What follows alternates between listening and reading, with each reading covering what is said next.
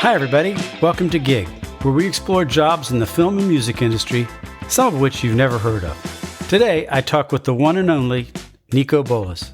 If you haven't heard of Niko, you're in for a treat. This man is a true legend and a master recording engineer with credits that read like a who's who in the music industry. Sting, Toto, Neil Young, Sheryl Crow, Prince, Los Lobos, Jeff Beck, and the list goes on and on and on.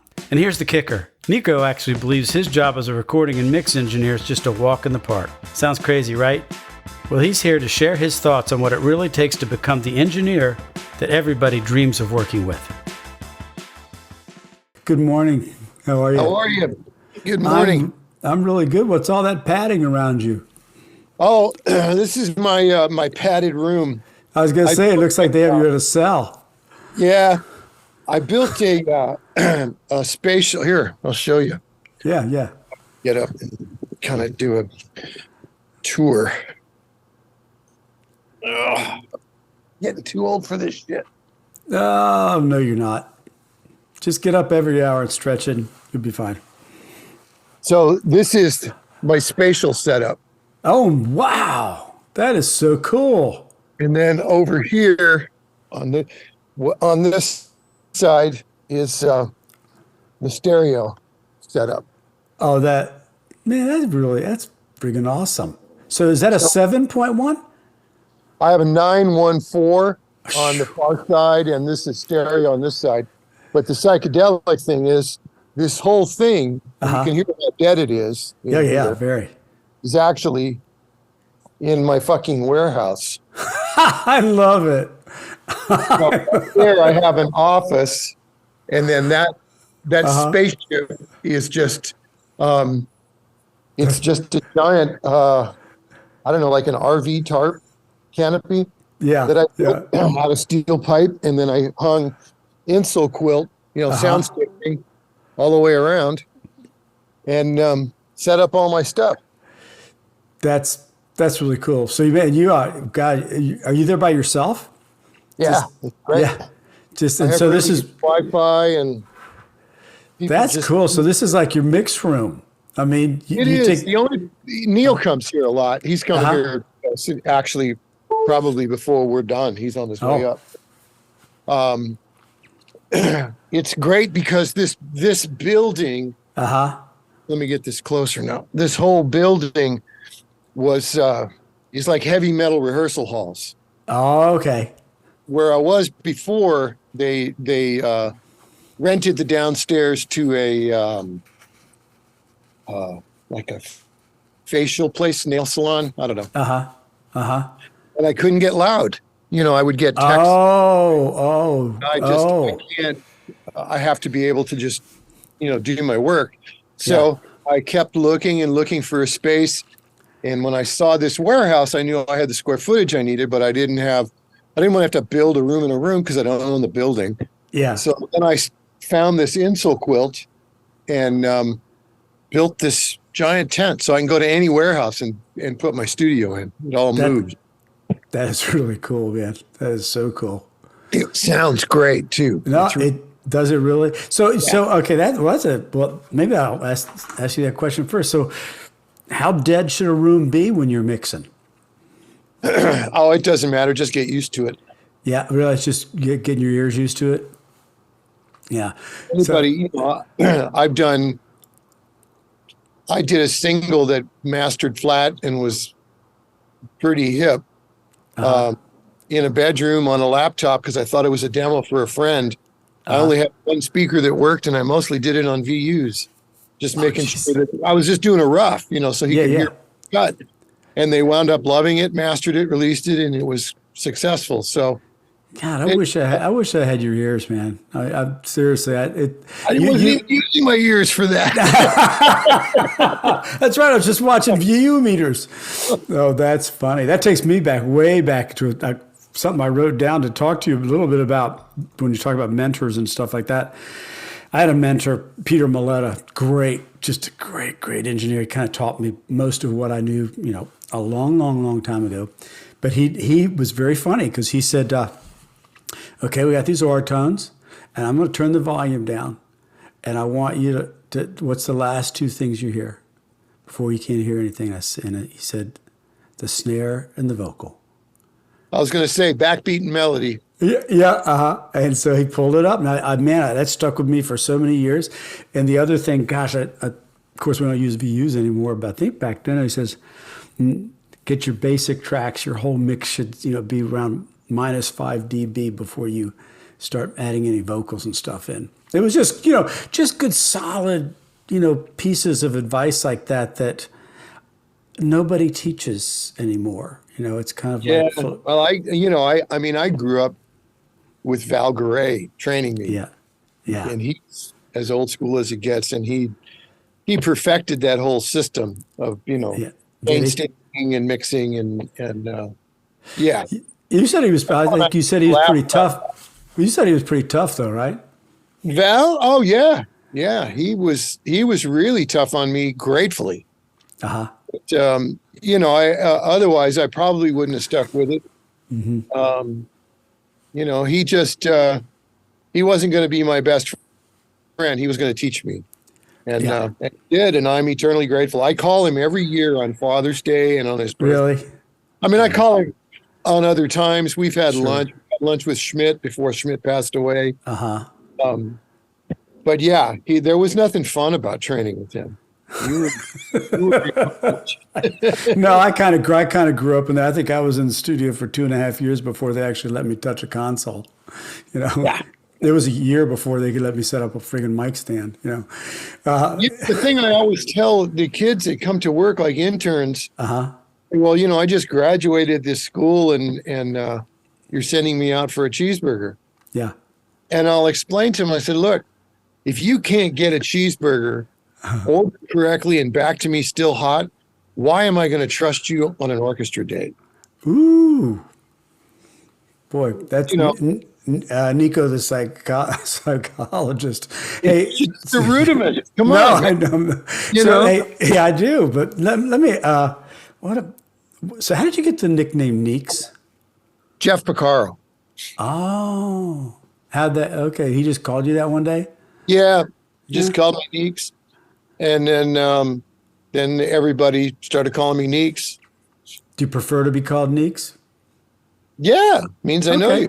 Good. Then I know you, Neeks. It's cool. There you go. That's very funny because I was going to ask you about Piccaro today because when I was talking to Steve, he had told me a story, and maybe you were there. I don't know. But he said, most of the time Jeff refused to have a click track in his ear. Yeah. Is that true? Well, I mean, he could play to a click if you were doing a film date and they needed it. But yeah, he doesn't want to click because there's nothing musical about a click. Yeah. I have a good drummer friend, Randy Nichols, who told me, he says, I just learned really, really early on that thing is a cowbell. And he says, I'm playing with it like it's a percussion instrument. I play all around it. Simon Phillips, who also, joined Toto after Jeff passed, has a particular cowbell sound. Oh, does he really? Bring to the session. Yeah, it's an old sample. Wow. And it's shaped, the tone of it is in such a way that it doesn't get in the way of anything. So kind of like you have this percussionist with really great time sitting next to you. Wow. I know other drummers that will program percussion loops that only they will hear, and they'll play around that. But that's really smart. Yeah. Steve Jordan, Jeff Piccaro, Keltner, all those cats, the time, the absolute time is locked on. Right. But pushing and pulling is music. Yeah. And I mean, I wrote music. Get more exciting. I mean, Yeah, I wrote music most of my life. And the idea that you would, push the tempo as much as you could going into a chorus, for example, makes all the difference in the world. Hey, so while we were talking about Simon Phillips, you said that before that you learned a lot from him. I did. You went out and mic'd his drums and all this stuff. And tell that story. I thought that was great. Well, I set it up, just, what I was going to do. And he didn't say a word. He listened. He came in and he said, might I make some suggestions? He's very polite. Mm-hmm. And I said, of course. I know you're a fanatic. What's the deal? Yeah. He brings his own mics. So let me do what you do. So I used his mics and I positioned them the way he does. And it's really just a different microphone choice and an angle change. Those are two things we did. Yeah. And then he has peculiar phasing things that he does. And I thought it sounded better. I loved it. For his kid, it sounded amazing. So I just did what he does. Yeah. I stole it all from him. And when I record him, that's what I do. That's probably really important to him to keep his sound. I mean, he's got a sound.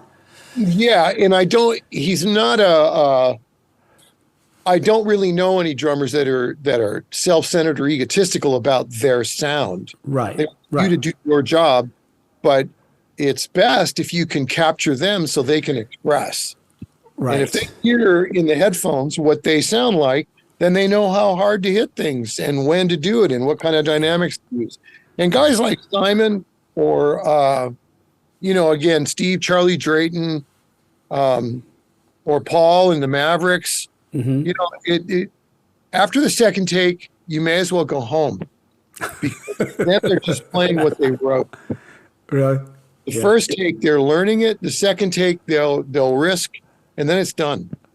Wow. So second take with Simon or any of those guys, Steve Ferroni, like I said, or Drayton, especially guys like Keltner or any really good drummer, Rick Murata. You want to get the exploration. Right. That's where the rhythm is. Is fear-based exploration. They're learning. They're listening to words. After that, they're playing a chart and wondering what's for lunch. That's funny. That's what it sounds like. Yeah, it's funny. I just set up an interview, I don't know, in a couple of weeks with this it's kind of a new guy. He's a guy in the UK. His name's Josh Dion. You ever heard of him? No. I'll send you a link when we're done. He's pretty amazing young guy. He's a drummer, and then he was talking about how, locking with the bass is so important, et cetera, et cetera.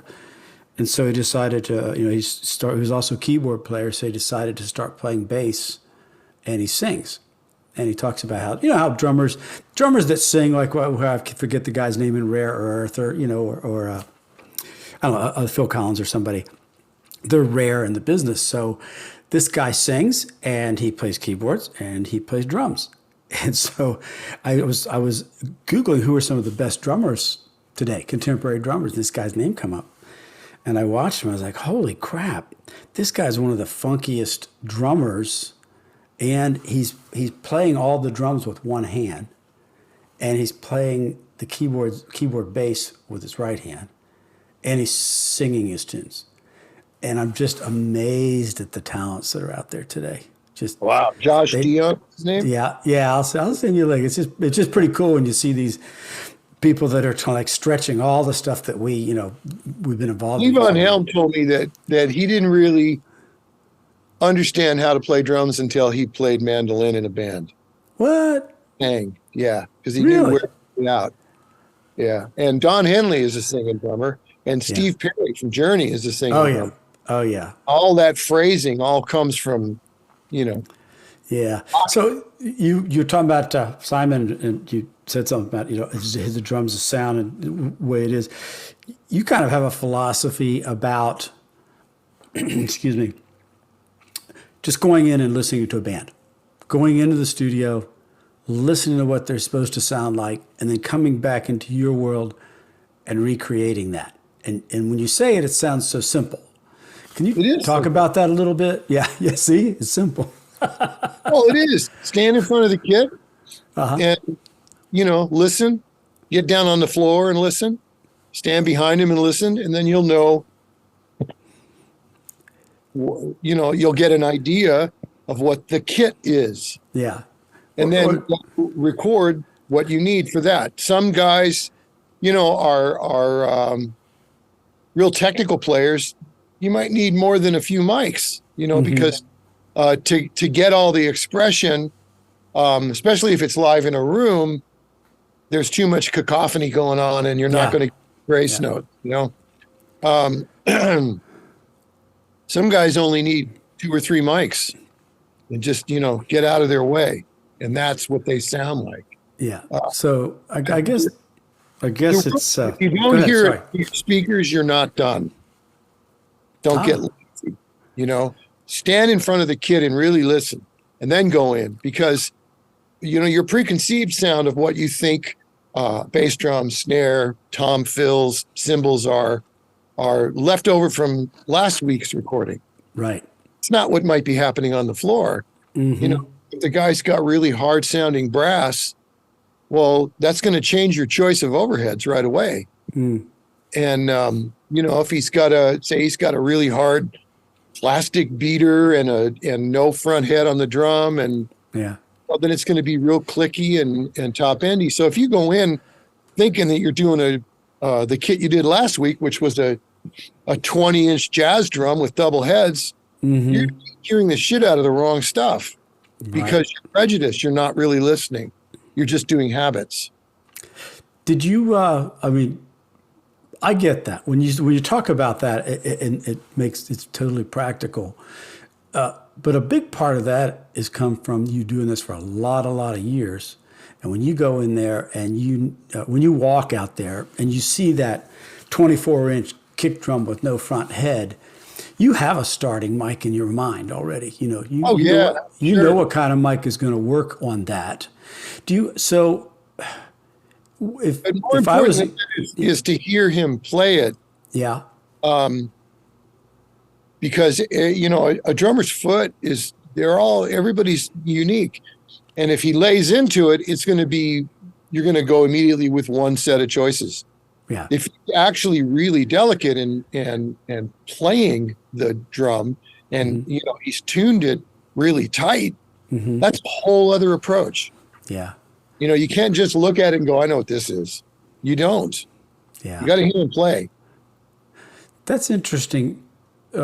This listening to them play, and I just keep being drawn back, because when I was a young engineer, I was a composer engineer. I was kind of like, when there was no work writing music, I was recording music. So is there it took me forever to figure out what mics I should be using, because I would go back to when I was, kind of an apprentice, and use those, but drums were changing, and like you say, players were changing. I was into all that stuff, and moving into the disco era, where I don't know if it's a D12 kick drum mic or something, I don't know. And everybody that's it. Whatever, if you have that, that's what you use. Do you have like a go-to set of mics or is it just, you just pick from the experience? I pick from what's actually working in the studio, which is actually a much more important set than just this. That's hilarious. Oh, that's funny. Because one of the things I don't do is I don't bring anything but my speakers. Oh, okay. Like the challenge of whatever's here, that's what we're going to use. That's what this place is going to sound like. Yeah. And so I usually go through the mic locker with whoever the kid is I'm working with and ask him what really works. What's intermittent? Did anything just get rebuilt? Are they all in phase? Do we even know? Is pin 2 hot? Is pin 3 hot? Basic things. And then just go with what looks right. I mean, you're better off. And a lot of times what I will do is set up 457s, above, side, front, and on the snare, and listen to the kit. Yeah. And see what you have, and go from there.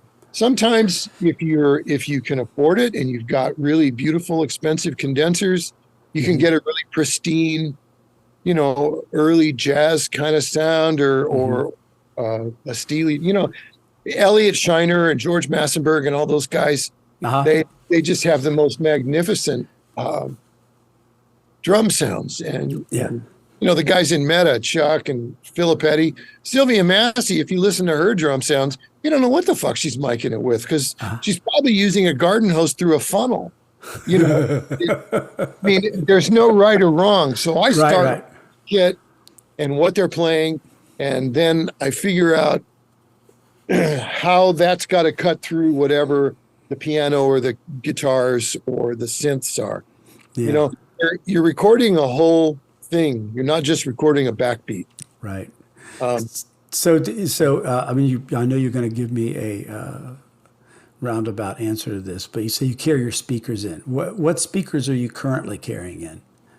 Oh, I've used ATC 50s for the last 15 years. And you know, so here's a kind of an odd question. How often do they? I mean, do they get fatigued? Do you need to replace them every once in a while for the speakers themselves? I get them.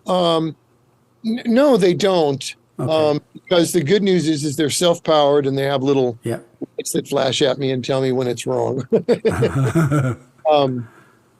I think I've rebuilt them twice in 15 Oh, wow. years. Yeah. Wow. They're very expensive to rebuild, so you don't like blowing them. And I've never really blown them. I did cook a tweeter once because of a distorted acoustic guitar. I've never blown tweeters ever. I do cook woofers. When I used to use NS10s a lot, I'd go through woofers all the time. But tweeters only go if somebody else has screwed up before you got it and you didn't know, and you turn it up too loud because a little wires break, you know. Yeah, yeah. That's a little technical. So these are the most accurate speakers I've ever used so far. Yeah, I've never heard them. To the ATC 20s, I think, or 25s, and I bought those and started mixing on them because he was using them. And then I bought the 50s, and I just bring them with me everywhere, and that's all I use. Great. Yeah, you know exactly what you've got going in. I mean, that's cool. So you mentioned a little earlier, I didn't know, have you done orchestral recordings? Sure. So that's a whole different world. You know, I'm sure you know, do you know Damon Tedesco? Tommy Tedesco's son? Yeah, I just did work on 2 films with his brother. Oh, okay. With Tommy. Okay, with Tommy, sure. And Damon's a scoring mixer. So I've never met him. Really nice very guy. Different world, scoring mixers. That's what I was going to ask you about. I mean, I've done the recording. I've actually I've never mixed on a sound stage. You know, those very different discipline. Yeah. And an awareness, you know, on all levels. I mean, scoring mixers world is so much more complicated than mine because you've got to satisfy the requirements of so many other deliverables. Yeah. And those are always changing. Right. Yeah. And it's time is money, man. There's, every second's expensive. Yeah, it's really expensive. Yeah. So you can't screw up anything at all. Having said that, I've been in the union for almost 40 years. I have a Y1 card. I've recorded orchestras, a few of them with Schmidt. And that's always really fun, but the approach is the same. You just put Mike in front of air that's moving and record it. Just got to put him in the spot that's loud. That's pretty funny. So I want you to recall the story that you told me about, kind of talking about contemporary artists and how you go into the room and listen. And I think I want to say the guy's name was Sean. Something about Sean Jones. Going to his apartment or something like that. Yeah, I did it in his living room. Yeah, talk about that because that was a pretty cool story. Well, his manager at the time I knew, and he asked me to go to breakfast to see if I would just cut a couple demos for this guy, and they were going to try and shop a deal, and they had an investor. Yeah. And so I said, sure. So we went to lunch and I met him and he was a really nice cat. And I said, I don't do demos. I just record the same, no matter what title you put on it. So if we're going to record, I'd like to help you. I'm not really worried about the budget as much as if I'm the right person. Why don't I come to a rehearsal? Because, over lunch, you don't really know. I mean, other than you like the guy's energy, you don't know what he's playing. Right. And I want to be able to help. So I went to his house for rehearsal and I sat down. The only chair that was available he had a computer station with a little rig on it. And then in front to my right was the drums, to my left was the bass amp. In front of me was Sean, and that's how they rehearsed. And off on the other side of the room was Phil Parlapiano playing keyboards. And Herman Matthews was playing drums, and Sam Bolet was playing bass, and Sean was singing. and they sounded fucking great. They just, because everybody was right there, they sounded great. He had a little wedge in the, for him vocally, and that was it. And then it started to fall apart with the investment bullshit, which happens so often when you get outside investment. I won't even go into it. The guy in the end wound up being a great guy, but it was complicated at the beginning. Mm-hmm. And so I just told Sean, I said, look, I don't want any part of this investment stuff because it always falls apart and it breaks my heart. I will make a record for you in your living room, but you're going to have to trust me that it's going to be great in your living room. Wow. Because they were going to go to a studio, spend all this money on day and spend a couple grand on a proper studio. And I said, a proper studio is just going to give you a visually more accurate recording of everybody being nervous. If I record everybody in the living room, I'm going to give you a great recording of everybody playing. And so just trust me and let's do it. So we cut 10 songs, and then I sent 5 of them down to Boo Mitchell in Memphis at Royal Studios, and he put the Memphis horns on it for me, sent it back, and I mixed it, and it came out great, and it feels wonderful. And I think I used I think I had 3 mics on the drums, 1 on the bass cabinet, a vocal mic, a guitar mic, and 1 on the piano. It was very sparse, but the feel was great. The guys, nobody had to wear headphones if they didn't want to. They were right next to each other. Amazing. So it was really cool. That is really cool. So what's the name of the album? Do you remember? Sean Jones. I don't know what he's calling it. Sean Jones. Sean Jones album. You recorded and you were out of there. I loved it. Richard Dodd mastered it. It came out great. I don't know when it's coming out or what label or any of that. Yeah.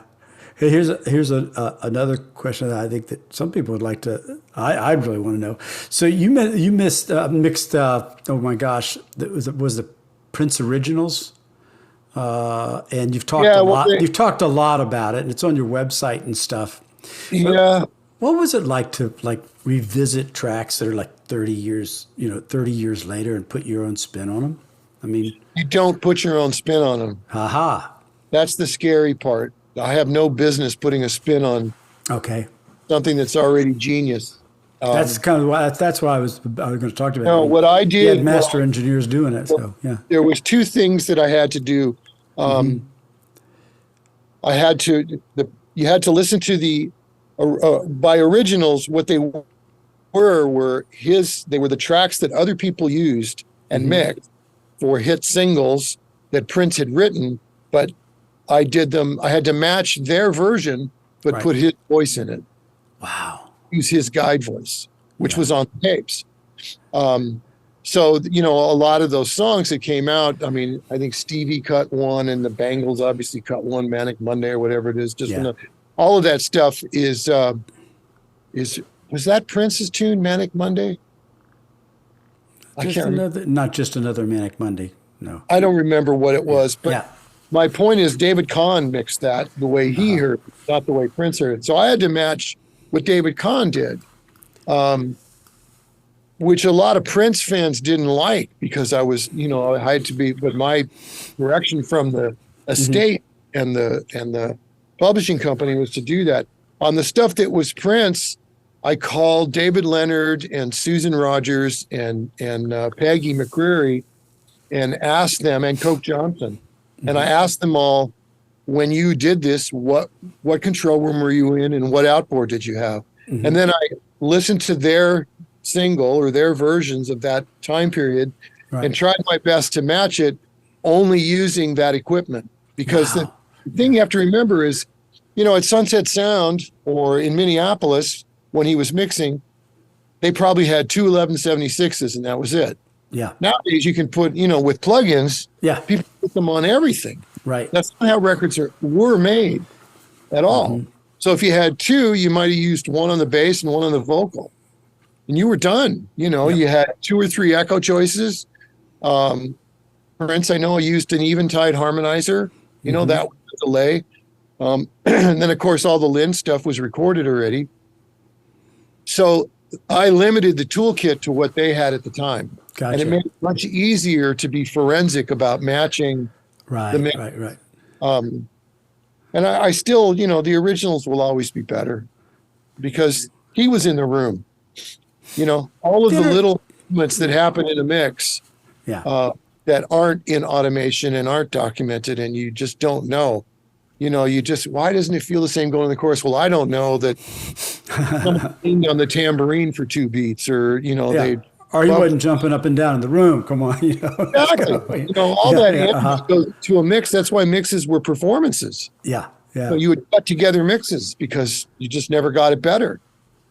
That's But interesting. you do the best you can. It's very scary because of the responsibility. I don't, I have, especially somebody as deep as Prince, that's sacrilege to put your own spin on it. Yeah, I think the pressure from that would have been overwhelming. Really, I mean, geez. I mean, because Well, it made it easy there's once so I many figured out that I critics. don't matter. What's that? It makes it very easy when you decide you don't matter.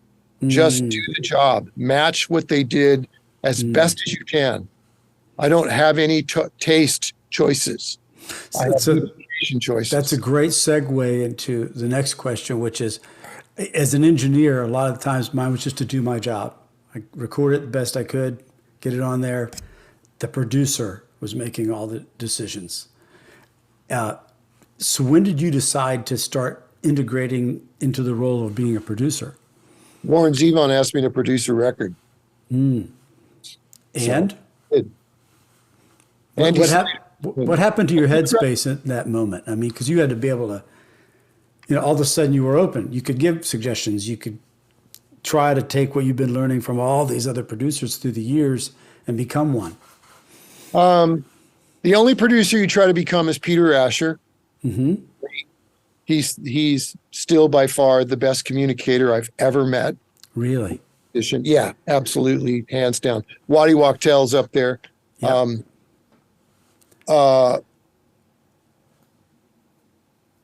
There was no change, really. I did the same job I did before, except that I was a direct link to adjectives from the artist rather than going through someone. My job was the same. It was just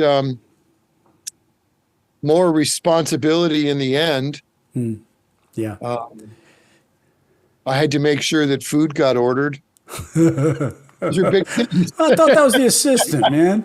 Where's my intern? That's Tom Dowd once told me. He said, the big producer in Miami. I know Tom Dowd. Are you kidding? Okay, he once told me. All of us. He told me down there. He says, my job is really simple: to get the energy of that band onto that tape. That's it. Yep. I can't. I hands down. That's the best explanation. Go home. Go home. Wow. So, Toto, you've done so much work with them, and I mean, God, I love those guys. And Luke is probably one of the funnier guys in the world. Steve Lukather, the guitarist. I was saying that for everybody else that doesn't know who he is. Did he ever play like practical jokes on you and stuff in the studio? I mean, he seems like the kind of guy that would do that regularly, I guess. I don't know why. Yeah. Well, please share. No. Now you can't just do it. I saw you not too long ago, some little round table with some guys, and you guys were sharing stories. And actually, Steve me and was Luke there. were down at Sunset Sound, Yeah. and just laughing. I've known Steve all of my studio life. I've known him since I was 21. We're the same age, and we came up together. And it just is always hysterical first, and then you realize that he's genius. Yeah, yeah, he does have that, man. He does. He's so authentic, and his heart's right here on his sleeve. And he can be perceived as crass, but he's not. He's just brutally honest. Yeah. And really funny while he's being honest, very self-effacing. And you can get caught up in the role, and then it's just the most hysterical time there is. Yeah. I don't know, but in the process, he's dead serious. There's no practical joke when it comes to making a record with Luke. He's probably one of the most analytical producers I've ever worked with. When he produces a track, Yeah. he wants to know everything that's happening, and he has very defined choices. So does David Page. They're both they both grew up in these rooms, and they know what every piece of gear does. Yep. And if they don't, they want to. Yeah. And but as far as humor, I can't even begin to tell you. I was trying to catch you in a moment of weakness. So those guys, do they record together? I think with Luke, the safest thing to say is, I can neither confirm nor deny. But so do they true. Do they record as a band in the studio together when they're laying tracks? When I worked with them, yeah. Yeah. That's cool. I mean, that's amazing. The musicianship. We get somebody like Al Schmidt to cut it, because he's got everything right the first time. Wow. They go out and perform. A lot of this stuff people don't realize very easily could be the first time they played it. Yeah. Or, the ending wasn't written. That's just what happened. And then they fixed it and refined it. The thing that's rare and precious about the Toto that we remember, the Toto that we have today, because we've lost people. But back then, you had brothers and friends from junior high school. Yeah. So when they were looking at each other, they were still laughing about a locker room joke in the 8th grade. The music, their communication was above and beyond anything I had ever seen or probably ever will. I think the telegraphing that would happen, between Jeff and his brother, or Luke and Jeff, or Luke and Paige. Forget it. It just think about how you're right. It is so unique that you have these guys that are such friends and grew up together, and they're also such extraordinary musicians. Every single one of them. It's not like, it's not like you got 2 or 3 guys that are really good and a couple that are, they're carrying along. Everybody in that band is amazing. They're all uniquely brilliant on their own instrument. And what made them special is they're all aware of the other guy's genius. The humility within the band is very true. Yeah. I watched Steve Porcaro write and sequence and assemble the most amazing keyboard sounds and parts that just fit around what he either knew or heard Luke do. So it never stepped on it. And then he would say, Paige, you have to play this because I don't have the right feel. Isn't that so funny? Yeah, that's actually something he told me. Yeah. We just wanted amazing. It taught me a lot. I'll tell you what, I'm just lucky to be in a room with people like that. I would have given, well, I'm not sure which left what thing I would give, but I would have given a lot to have been there. Sure. So let's switch. You got Neil Young coming in today. I want you to, if you think about it, tell him that you did this podcast with Mike Redman, and I grew up listening to Neil, and I actually re-recorded one of his songs for my daughter. It's a song he did on Prairie Wind. It's called "Here for You." Oh, cool! Good for you. Yeah. It's a song about it's a song about her going off to college, I think, and that's my daughter went to NYU, so I re-recorded that for her. I'm a huge fan, and also. Yes, you are, and I just was. They're 2 different worlds. You got the Toto guys over here and Neil over here. They're both super authentic. They're both about as different as you could possibly be. And you record. They're exactly the same. Oh, I love that. Tell me why. There's either deep, genuine artist. Or you have someone who's just in the business of entertainment. And Neil is just as passionate about what he's doing today as Luke is about what he's doing today, as Steve Jordan is, as Keltner, as and as Leanne Rhymes. They're all. I'm very fortunate to have been blessed with being in rooms with people that have no other choice than to do what they're doing. And that's the common denominator with all of them.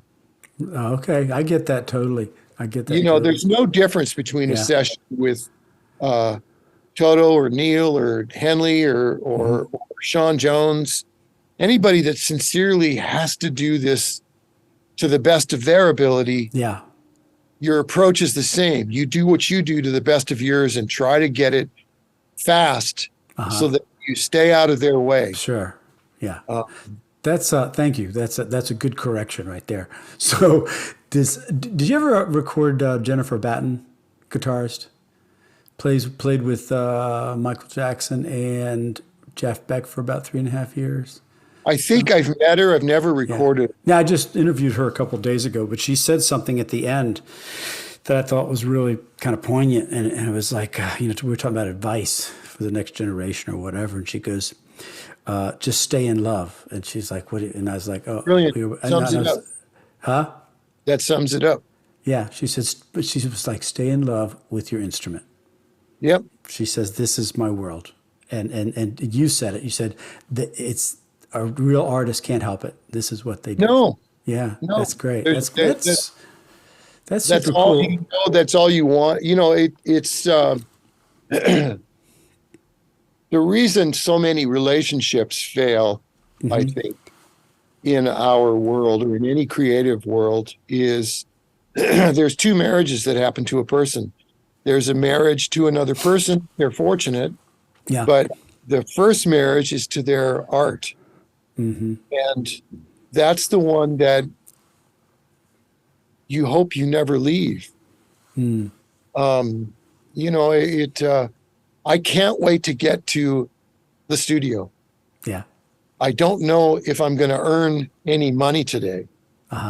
No, I'm going to get to work on something creative, and that's all I care about. Wow. I'm spoiled because I've always been in love, as Jennifer said, and I don't have anything else really in my life, and that's not a sad statement. I have other things I do, from going for a walk to trying to learn how to surf to racing motorcycles. I mean, there's a lot of things I love to do. Right.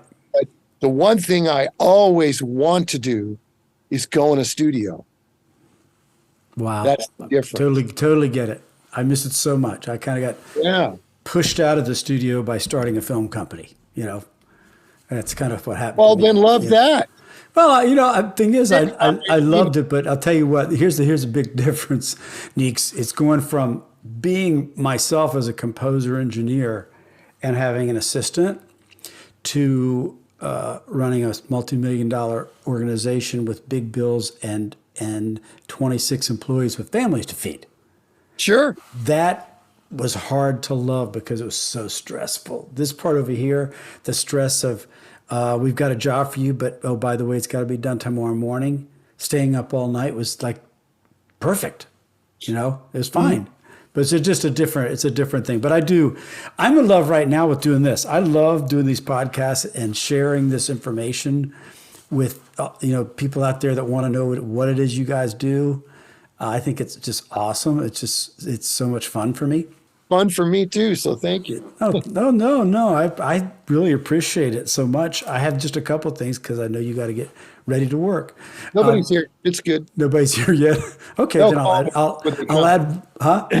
They'll call. I told them I was on the phone with you. Oh, okay. Told them to give me at least an hour and a half. So.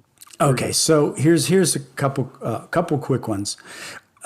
And what are the benefits? Okay, say I'm an up and coming artist, and I'm listening to this, and I've got some friend that's going to record me that's just gotten out of school, but he doesn't really know what he's doing, or they don't know what they're doing.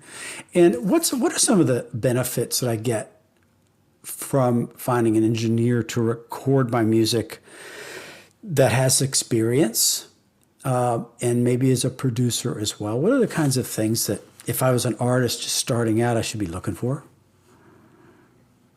That's a great question. First thing you should do is just go eat with them and see if you like them. Okay. Because you're going to spend a lot of time in a very vulnerable place. Yeah. If you're fortunate. Right. So that's most important. The least important thing is the technical side. Really? There are so many tools available today and so many competent people. Simple is better.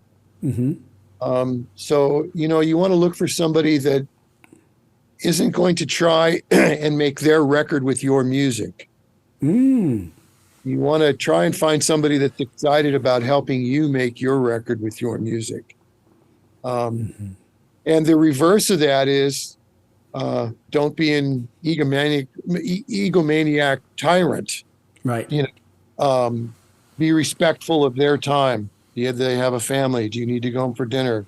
You want to go put your kids to bed, because budgets aren't what they used to be. People are all struggling, and every working engineer I know, we're all struggling. We're all grateful to buy groceries at the end of the week. It never gets past that, especially in today's world where, there's very few, regardless, what you want to look for is somebody that you grok with, to quote Ray Bradbury's book. You need to have some sort of a connection so that you don't have to know why there's 3 plugs coming out of that device. You just know it's working. Yeah. And you wanted to hear yourself in a canyon, and somehow that's what's coming out of the speakers. So you can decide if that's the sound you were imagining. Right. You don't have to go read the instructions on how to make the sound you're imagining. Yeah. And you want somebody who is curious and excited about achieving that. Like my greatest thrill is I'm working with this singer-songwriter her name is Sonia Lee. I met her on a whim. She was we did a class in Nashville for the Met Alliance, and she was one of the artists, and I got to record her with Sylvia Massey. We did a session with her. Oh, cool. She's really sincere and really authentic, and I really respect her. And I said, when you get done with what we cut today, I'd love to work with you if it feels right. Yeah. Cool. So she happened to be in California doing a writing tour and playing some shows. And she came up and I mixed the song, and I did what I thought she wanted, and it wasn't. And so out of respect, she said, can I give you some opinions? And I said, give me every adjective you have. That's your job. Right. And so then I pulled everything down and brought it back up from what she explained. And it was a very different record and much more exciting because she was hearing what she wrote. Yeah. I was hearing the interesting things I recorded. Yeah. Oh, interesting. Totally different approach. So, that's when you sit there and you go, no, my ego is my ability to be able to take all the direction I can. Yes. If you can do that, you're a successful mixer. Yes. Telling them what they should sound like is not what I want to do. I find that very insulting to another person, especially someone who's an artist. They spent X amount of time writing this song and cradling it and giving birth to it and do this and do that. And then you're assembling how loud everything is. And you think, unless there's a gross mistake and you really have a strong opinion, go after what they want. Yeah. Yeah. That's the job. That's cool. And the artist's obligation is to think about what it is they want and be able to articulate it to you. They don't hear it coming out of the speakers, you're not done. Yeah. It's that simple. You can have a mix in 30 minutes or you can have a mix in 3 days. When it's not coming out of the speakers, you're not done. If you can or you can be the Bee Gees and you can have a mix in 7.5 months. Sorry. No, just kidding. They waited until it's coming out of the speakers, No, I just used to have such a great time watching them because when I was doing my record, these guys were in there. Oh my God. I think they booked Studio C for over a year. At Criteria, sure. Yeah. So Neeks, is there a band or an artist, I should say, that you have not worked with that you kind of always wanted to?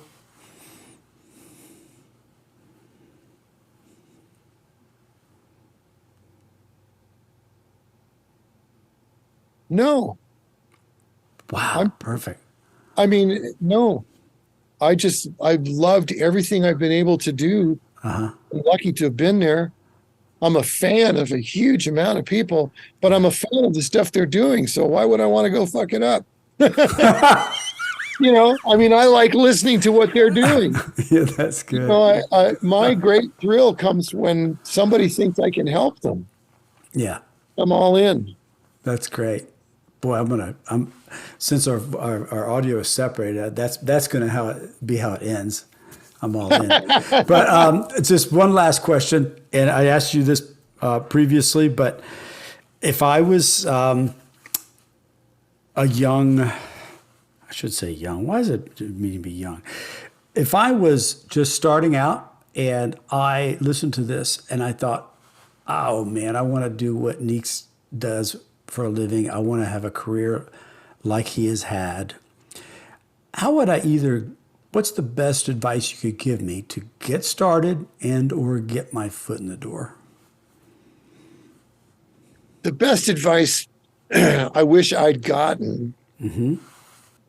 Well, you have to have tenacity, but it has to be polite. If you do get a job, get there early and stay late.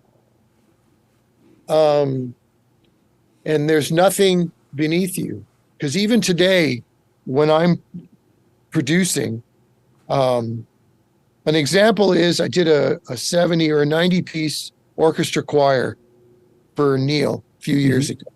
And I hired Al Schmidt and Steve Genowick. The only real job I had prior to Neil's arrival was making sure those guys had breakfast. Everybody else is so good at what they do. Yeah. All I was going to do was slow them down by double checking. So you just watch, make sure everything's going forward, and make sure your guys are fed. So at that point, you go, well, I'm the producer. What do you mean you're getting breakfast? No, I mean, I'm getting breakfast. That's what I mean. Because that's the one thing they're not taking the time to do. So there's nothing beneath you. Just be part of the project going forward.